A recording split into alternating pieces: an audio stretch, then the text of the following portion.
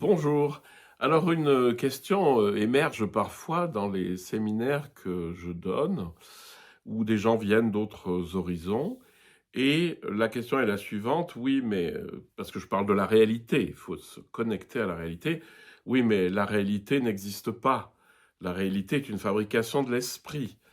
euh, Où voilà, il y a pas de réalité, c'est moi qui me fabrique le monde. Alors, je pense que c'est une très mauvaise compréhension de certaines spiritualités. Ce qui est certain, c'est que ma perception du monde n'est pas le monde. L'image du monde qui est en moi n'est pas le monde. Mais c'est pas parce qu'il y a une distinction entre cette image intérieure et le monde réel que le monde réel n'existe pas, hein. La preuve, je dis toujours, c'est la preuve de la gifle. Si je vous fous une gifle, vous n'allez pas me dire qu'elle est illusoire. Mais c'est pas la question. Je pense que pour rentrer là-dedans assez simplement, c'est quand on commence à contempler la beauté du monde, on se rend compte qu'elle est infinie.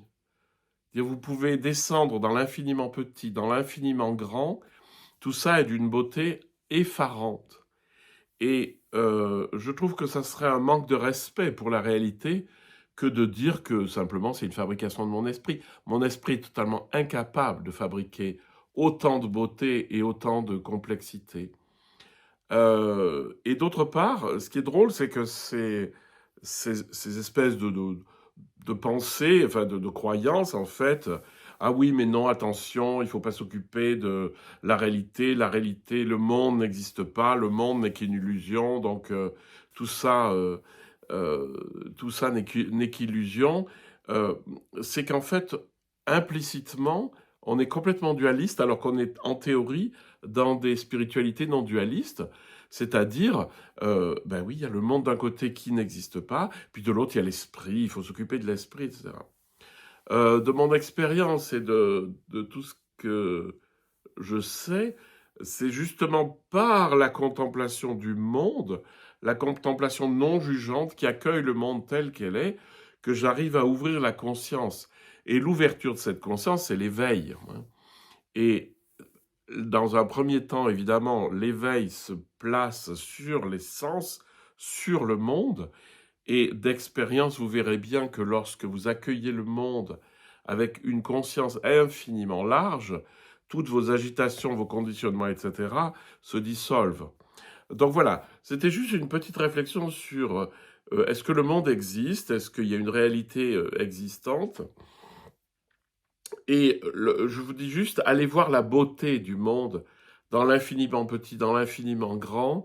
Dans une feuille d'arbre, vous pouvez plonger dans une beauté infinie. Donc, allez voir ça. Il y a une autre explication qu'on donne, c'est que oui, c'est fluctuant. Et donc, si c'est fluctuant, ça n'existe pas.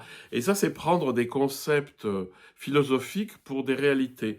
C'est-à-dire que ce qu'on va dire, c'est que comme le monde est fluctuant, que tout n'est qu'un enchaînement de causes et d'effets, ou enfin, vous dites ça comme vous voulez, en fait, il n'existe pas en tant que quantité solide.